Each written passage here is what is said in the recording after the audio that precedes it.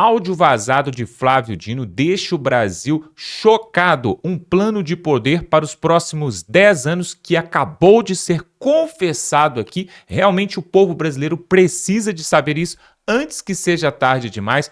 Um grande filme de terror que nós acabamos de ver. Você vai ficar de queixo caído com essa conversa vazada do Flávio Dino, ministro que o Lula colocou ali, que se diz inclusive comunista. E ainda, pessoal, nós vamos mostrar aqui o STF acaba de dar um grande golpe no povo brasileiro. Este golpe, acho que o povo brasileiro não estava esperando, justamente que diz respeito ao Dias Toffoli. Olha o que eles acabaram de fazer, pessoal. Uma grande jogada que eles fizeram ali e deram uma rasteira no povo brasileiro. Você vai conferir e vai entender esses dois assuntos aqui. Realmente, pessoal, quando a gente pensa que de Brasília não dá para vir mais nada de ruim, chega mais essas duas notícias aqui que nós temos que trazer hoje aqui. Veja só essa conversa vazada do Flávio Dino que está deixando todo mundo de cabelo em pé. Como que o ministro pode falar uma coisa dessa? E ainda este plano aí que deu uma rasteira no povo brasileiro com respeito ao Dias Toffoli e ninguém está falando sobre isso. Parece que foi mesmo na calada da noite. Dá um like neste vídeo, se inscreve aqui no canal para ver outras matérias como essa. Veja agora aí, primeiro quem vai trazer para nós é o Deltan Dallagnol, aquele procurador da Lava Jato que ajudou a colocar o Lula na cadeia. Confira aí a fala dele, voltamos em seguida. Fala vazada do Flávio Dino horroriza o país. Eu vou te mostrar agora o que foi que ele disse no escurinho. E, gente, essa reunião secreta do Supremo que foi gravada, que foi vazada para a imprensa, ela tá dando e ainda vai dar muito pano pra manga. O que eu vou te mostrar agora é algo absolutamente assustador, estarrecedor. É simplesmente um ministro do Supremo Tribunal Federal, a mais alta corte do país, no escurinho de uma reunião secreta, dando vazão àquilo que existe de mais sombrio nele e naquela corte. Falando aquilo que ele realmente acredita e que é estarrecedor, é assustador. Quando ele achava que ninguém estava gravando, ninguém estava assistindo, apenas seus colegas que compartilham várias das suas ideias. Tem caso que pode ser que seja por diplomacia, por coleguismo na frente do colega, mas esse caso aqui não. Ele é surreal. O que o Flávio Dino falou está horrorizando o Brasil. E eu vou te mostrar agora não só o que ele disse, mas algumas das principais reações das pessoas nas redes sociais que dão conta de como que o Supremo simplesmente está acabando diante do povo. Olha aqui comigo a matéria do Poder 360, que vazou a reunião secreta e olha o que eles mostraram que o Dino falou. O ministro Flávio Dino começou dizendo que concordava com tudo o que foi dito, mas foi logo afirmando: essas 200 páginas do relatório da Polícia Federal sobre o Toffoli, essas 200 páginas para mim são um lixo jurídico. Não adianta discutir esse lixo jurídico. A crise hoje é política, presidente Fachin. Em 2035, se Deus me der saúde, eu quero estar nessa cadeira. E essa cadeira tem bônus e tem ônus. Eu acho que não adianta pensar nessa cadeira só nos bônus. Eu acho, senhor presidente, que o senhor deveria ter resolvido isso dentro da institucionalidade da presidência. Gente, isso aqui já chocou grande parte da imprensa e da sociedade. Vai ficar pior que eu vou te mostrar. Mas isso aqui já chocou. Porque o Dino xingando o trabalho da Polícia Federal de um lixo jurídico. Isso aqui é revoltante. 200 páginas, o que eu tenho certeza de que é um trabalho de excelência investigativo da Polícia Federal, expondo possíveis crimes praticados por um ministro do Supremo. Então isso agora é lixo jurídico. E deixa eu traduzir para vocês o que o Dino quis dizer quando ele falou para o Fachin que ele achava que Fachin deveria ter resolvido isso dentro da presidência. O que o Dino está dizendo aí com todas as letras é que o Fachin deveria ter arquivado sumariamente o relatório e não ter feito nada contra o Toffoli, na surdina. Da mesma forma como eles trataram como lixo jurídico as provas da Lava Jato contra os maiores corruptos do país. Jogaram na lata de lixo. Mas isso não é o pior. Olha agora o pior aqui comigo. Dino disse ser a favor da relatoria permanecer com Toffoli e que notava que a maioria ia ter a mesma posição. Disse que a suspeição de ministros do STF só pode ser considerada em situações extremas, como, presta atenção, em casos de pedofilia e se tiver prova, e de estupro e se tiver prova, e completou em tom corporativista. E qualquer outro pedido de arguição eu sou o STF Futebol Clube. Gente, eu estou horrorizado com isso aqui. Horrorizado. Vocês entenderam aqui que o Dino confessou o que ele disse do coração ali dele, do coração da profundidade da Suprema Corte Brasileira? Que na visão dele, e eu tenho certeza que outros ministros compartilham, os ministros do Supremo não são suspeitos nunca. Julgam o que quiserem, quando quiserem, como quiserem. Só seria se for caso de estupro ou pedofilia, e olha lá, hein? Com provas. Olha que absurdo completo, total. É a confissão de que eles realmente se acham acima de tudo, acima de todos, acima da Constituição, acima da lei. Eles acreditam que são deuses olimpianos que dominam o Brasil. As regras não valem para eles. Olha aqui comigo o que disse o Felipe Moura Brasil sobre isso. Flávio Dino conseguiu abrir mais um alçapão no fundo do poço do STF. Suas falas na sessão secreta sobre a situação de Dias Toffoli no caso Master simbolizam a degradação moral da corte.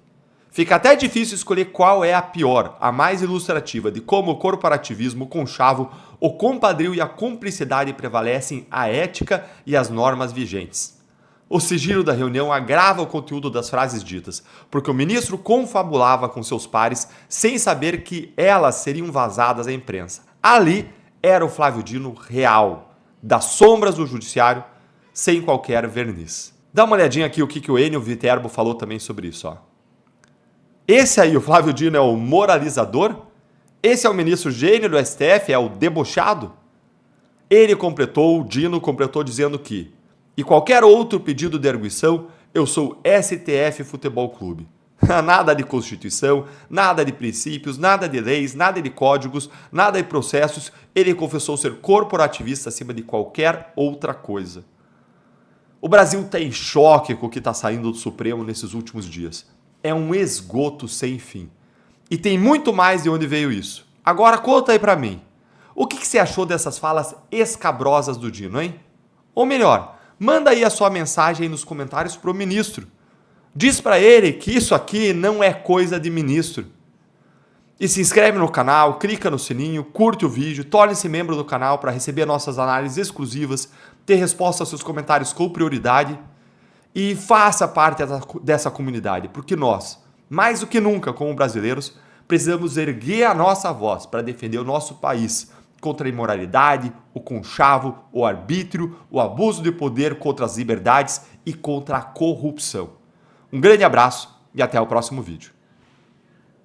Pois é, você viu aí realmente estarrecedor como que o ministro pode ter um plano de poder para chegar à presidência do STF desta forma, né? Daqui a pouco tempo. Agora você vai ver algo que também é de cair o queixo, pessoal, porque o que estão falando na mídia sobre essa reunião vazada aí do STF não é nem 1% daquilo que realmente aconteceu. O advogado Jeffrey Chikine, aquele mesmo que participou do julgamento de Jair Bolsonaro, vai trazer algo novo para nós aqui que passou desapercebido.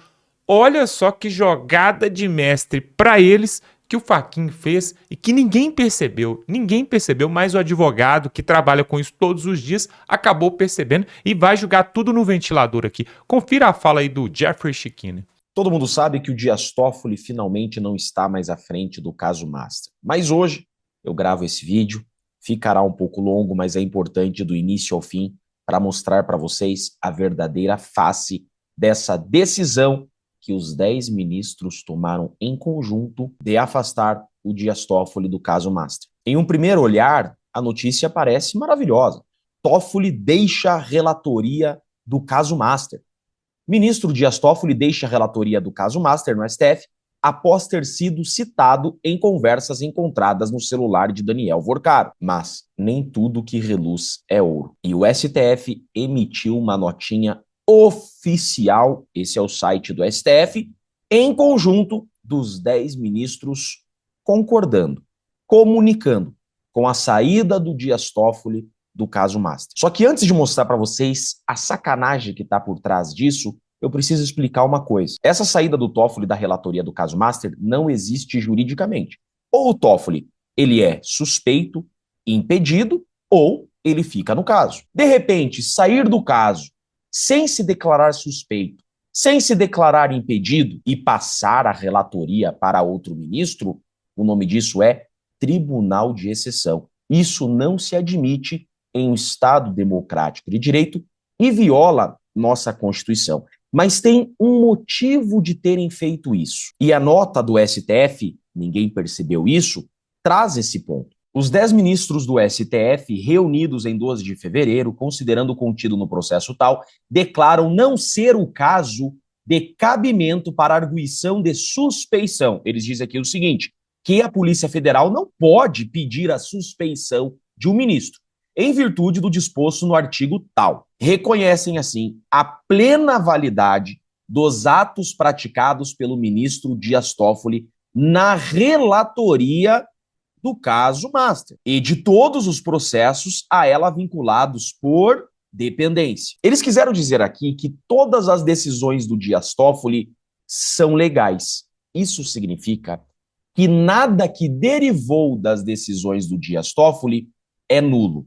Eu explico. Prestem bem atenção nisso. Se o Dias Toffoli era incompetente para atuar no caso, por suspeição, impedimento, diretamente interessado na causa, ou seja, ele não era imparcial, tem-se aqui a violação de um princípio constitucional chamado juiz natural. Isso significa que todas as decisões desse juiz incompetente são nulas. Ou seja, tudo que derivar das decisões deste ministro é nulo por derivação. Por exemplo, as buscas e apreensões que Dias Toffoli determinou, tudo acaba sendo nulo. E tudo que foi produzido dessas decisões também deveria ser declarado nulo. O que o STF fez? O STF fez o seguinte, olha só, se afastarmos o Dias Toffoli porque ele é incompetente, ou se o Dias Toffoli decidir sair do caso por qualquer impedimento, suspeição,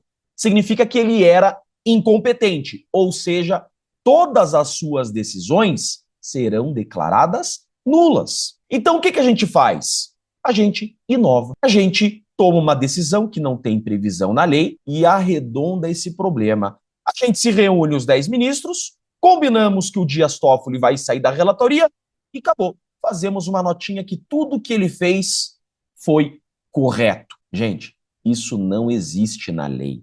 Isso nunca existiu no Brasil. Isso foi uma saída para blindar, inclusive, o Dias Toffoli contra eventual crime de abuso de autoridade e eventual crime de responsabilidade. Se Dias Toffoli, sendo incompetente, sabendo que era incompetente, decidiu contra investigados, restringindo direitos de investigados, isso é crime de abuso de autoridade e é crime de responsabilidade, sujeitando-o a impeachment. Agora, com essa notinha do STF dizendo que não, o Dias Toffoli ele não é suspeito, ele não é impedido, tá tudo certo. Mas os 10 ministros decidiram mudar a relatoria, eles livram o Dias Toffoli de abuso de autoridade e já protegem Dias Toffoli dos pedidos de impeachment que já estão no Congresso. Eles pensam em tudo, gente. Aí, com a saída do Dias Toffoli, quem assume a relatoria é o ministro André Mendonça. Já vamos chegar nesse ponto. O que eu quero mostrar aqui é que isso daqui também viola o princípio do juiz natural. Porque você não pode, simplesmente, sem motivo, trocar o relator. E aqui não teve motivo para trocar o relator. Simplesmente os 10 ministros decidiram que o caso ia para o André Mendonça. O nome disso é Tribunal de Exceção. Isso é proibido pela Constituição. Foi uma saída que eles encontraram para trocar o relator sem complicar o Dias Toffoli. Mas a única forma que o Dias Toffoli poderia sair desse caso seria se ele se declarasse incompetente ou se o tribunal o decidisse incompetente por suspeição ou impedimento. Mas essa notinha do STF, que não parou por aí, é absurda, gente. É um tapa na cara da sociedade. Eles dizem literalmente o seguinte, ó, tá tudo errado, mas quem decide somos nós. O Dias Toffoli está envolvido, mas ele é ministro e nós vamos blindá-lo na cara de vocês. Expressam neste ato apoio ao excelentíssimo ministro Dias Toffoli. respeitando a dignidade de sua excelência. Ah, para de blá blá blá, o cara tá envolvidaço nesse caso do Banco Master. É absurdo essa nota. Mais absurdo ainda é quem assinou. Esse é outro ponto que eu queria chegar. Vejam aqui quem assinou os 10, inclusive ele, o novo relator, André Mendonça. Mas a sacanagem dessa decisão do STF não parou por aí e eu vou mostrar. Olhem isso daqui. Ministros do STF criticam o PF por investigar Dias Toffoli. Leiam isso daqui, ó.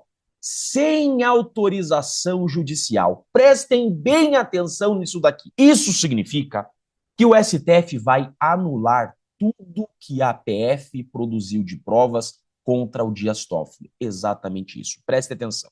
Como o Dias Toffoli ele tem prerrogativa de foro, porque ele é um ministro do STF, a Polícia Federal precisaria de autorização do presidente do STF para investigar Dias Toffoli. E aí, então, o STF já está dizendo, a PF investigou o Dias Toffoli sem autorização do STF. Significa que isso é nulo. Pois bem, todas as mensagens, tudo que encontraram contra Dias Toffoli será anulado. Não tenham dúvida disso.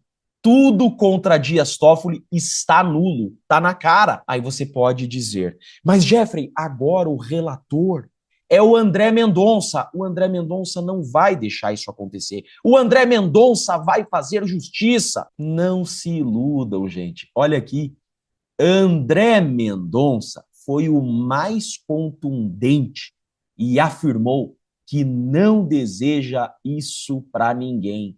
Não deseja isso para ninguém. Ou seja, André Mendonça já se antecipou dizendo que a investigação da Polícia Federal contra Dias Toffoli é nula. E ele não deseja isso para ninguém, ser investigado sem autorização judicial. Mas, Jeffrey, não é possível que você está falando isso do André Mendonça. Só um parênteses aqui, a gente já continua nesse tema. Vocês lembram que eu fiz um mandado de segurança para o Felipe Martins? Um mandado de segurança com fundamentação e prova suficiente para anular toda a farsa da trama golpista que iria beneficiar não só o Felipe Martins, mas o presidente Bolsonaro e todos os presos políticos? Pois bem, esse meu mandado de segurança caiu por sorteio com o André Mendonça em julho de 2025. Até hoje, André Mendonça está sentado nesse mandado de segurança e não decidiu. Então, calma, nós estamos lidando com seres humanos. Toffoli completa 10 anos no Supremo e ganha livro em sua homenagem. Livro escrito em conjunto por Alexandre de Moraes e André Mendonça. O livro foi coordenado pelo André Mendonça. André Mendonça, que é AGU, Dias Toffoli, que também é AGU, André Mendonça, que foi assessor direto do Dias Toffoli, quando o Dias Toffoli era o advogado-geral da União. Dias Toffoli e André Mendonça têm relação antiga e direta. André Mendonça foi assessor de Dias Toffoli e coordenou o livro em homenagem a Dias Toffoli. Então, Jeffrey, você está dizendo que o STF vai anular tudo que a PF produziu contra o Dias Toffoli? Sim, isso vai acontecer. E por quê? Para blindar o Dias Toffoli? Não só para blindar o Dias Toffoli, mas também para blindar o Alexandre de Moraes, que também apareceu no celular do Vorcaro. PF prepara envio de relatório sobre ligação entre Moraes e Master. A saída de Toffoli do caso Master complica a situação de Alexandre de Moraes, Malu Gaspar, O Globo.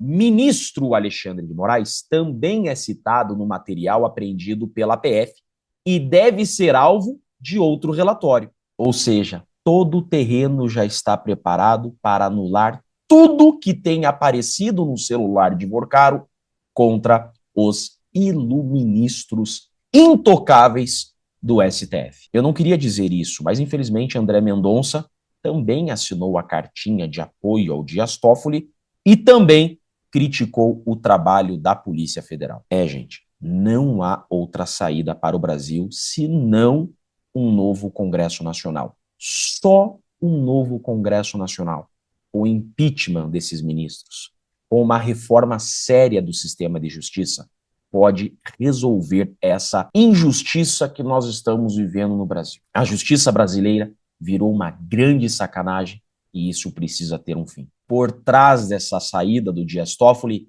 tem todo esse terreno preparado para blindar Dias Toffoli contra impeachment, irresponsabilização por abuso de autoridade e anular tudo que foi produzido contra Dias Toffoli e Alexandre de Moraes. Essa é a verdade. Infelizmente, não dá para confiar que André Mendonça vai salvar o Brasil. Pelo contrário, eu acredito que já está tudo combinado. A esperança do Brasil é um Congresso Nacional de verdade, honesto, com coragem. Só o povo pode retomar o poder e salvar o Brasil. Não vamos perder as esperanças. Existem ainda homens nesse Brasil que têm coragem de enfrentar essa tirania. Eu sou Jeffrey Chiquini, sou advogado e deixo aqui um grande e forte abraço a todos. Pois é, pessoal, realmente a gente pensa assim que o judiciário deveria ser uma Corte Suprema que deveria defender a Constituição em primeiríssimo lugar e o interesse geral da população, o bem para todos, né? Fazer aquele equilíbrio, aquela balança ali, né? Não tem ali o símbolo do Judiciário Nacional, que é uma pessoa com uma venda nos olhos e com os pesos ali com as balanças, ou seja, a justiça ela não pode tender para um lado, né? Mas como o próprio ministro Fux falou durante o julgamento e o seu voto ali no julgamento de Jair Bolsonaro, ele mesmo falou que a justiça do Brasil é a mais parcial do planeta. E ele falou isso embasado num estudo que mostra, né, várias nações no mundo inteiro, parece que 192 nações, onde fizeram um levantamento e um ranking de qual justiça, né, qual judiciário que é mais parcial, que mais tende para um lado nesses países. E por incrível que pareça, o Brasil ficou em primeiro lugar como justiça que mais interfere e é mais parcial, sendo segundo lugar para a Venezuela. Ou seja, se isso não for manipulação, ativismo judiciário ou coisas do tipo, nós não sabemos. A verdade, pessoal, é que o próprio Dias Toffoli falou algum tempo atrás, parece que foi no ano passado, durante um simpósio, né, uma das suas palestras aí pela Europa fora, ele falou que o Brasil já vive quase um sistema semipresidenciário. O que seria isso? Que quem está por trás do presidente, na verdade, manipulando assim como uma marionete, seria justamente o judiciário, né?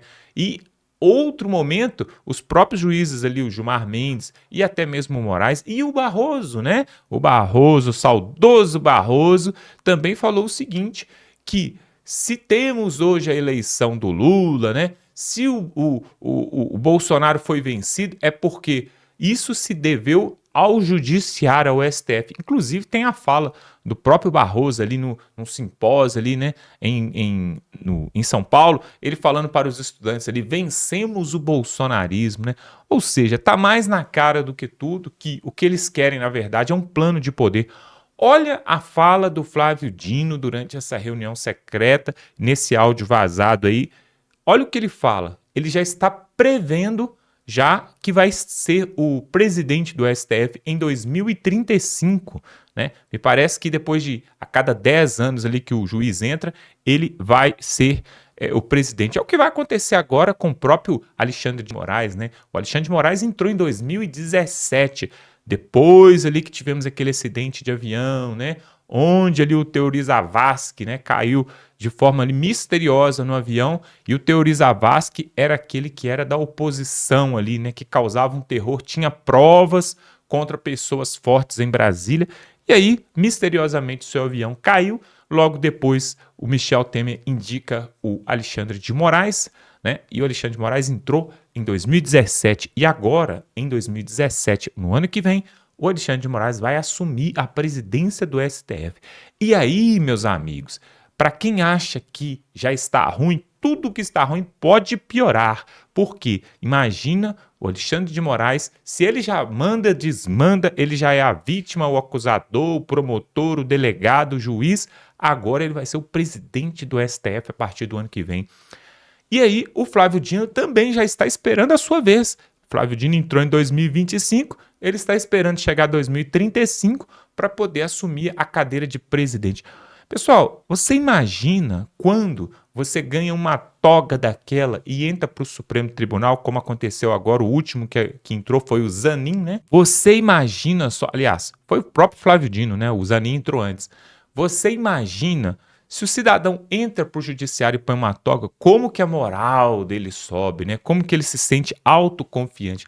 Agora você imagina quando ele é relator de um caso, como por exemplo o Dias Toffoli, relator aí do Banco Master, que acabou perdendo a relatoria, agora foi para o André Mendonça. Mas você imagina mais ainda quando o cidadão se torna presidente da Suprema Corte de um país. Ele é o próprio presidente do país. Hoje em dia, como se fosse o presidente. Porque vamos e venhamos, qual que é o nome que você mais ouve falar? O nome do Moraes ou o nome do Lula? Claro que é o do Moraes. Né? Então, hoje nós vivemos um momento onde o judiciário realmente tem controlado e dominado o país. Agora, uma outra questão também que eu acabei me lembrando aqui é o seguinte, e o André Mendonça, hein, pessoal? O André Mendonça, durante essa conversa que foi vazada aí na reunião, André Mendonça deu ali um voto de amor, de consideração ao Dias Toffoli, falando que não tinha provas suficientes para poder incriminá-lo e que, de acordo com o André Mendonça, que as conversas sobre o Dias Toffoli ali e o próprio Vorcaro é conversa de 2, 3, 5 minutos, então isso não caracteriza uma amizade, um relacionamento íntimo ali profundo entre os dois e não pode caracterizar então um crime, né? Só por causa disso, e aí o André Mendonça mais uma vez deixou a desejar e o povo brasileiro que esperava realmente 2 ministros colocados por Jair Bolsonaro que fosse ali sacudir o Supremo, não aconteceu. Pessoal, algumas pessoas, agora eu vou falar algo aqui, eu não sei se você vai concordar comigo, mas algumas pessoas acreditam que o Jair Bolsonaro, quando foi presidente, ele, cheio de boas intenções, na melhor das intenções, mas cometeu algumas gafes, digamos assim, né? Uma delas foi, por exemplo, ter ido para os Estados Unidos e não ter voltado, né? Ele deveria ter ficado lá, não estaria preso. Outra foi lá no 7 de setembro, me parece que ele estava ali, ele foi de manhã em Brasília, no 7 de setembro, depois ele foi à tarde na Avenida Paulista. E ali ele esbravejou, falou e criticou o judiciário e falou inclusive do Moraes. E aí deu aquele reverbério assim na segunda-feira.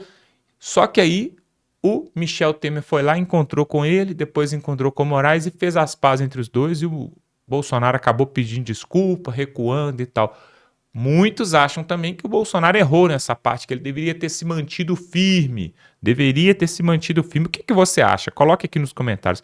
O Bolsonaro errou em alguns momentos, mesmo querendo fazer o certo? O que você acha? Ou não? E outra parte também, que a gente acredita, né, que talvez não foi a melhor das escolhas, foi, por exemplo, com esses 2 ministros que foram colocados ali, pessoal. O Cássio Nunes, ele é também apelidado em Brasília como o Mudinho, né? Mudinho, porque você não ouve ele falar. Parece que ele nem está ali. Não ouve. Não dá para saber se ele está ali ou se não está.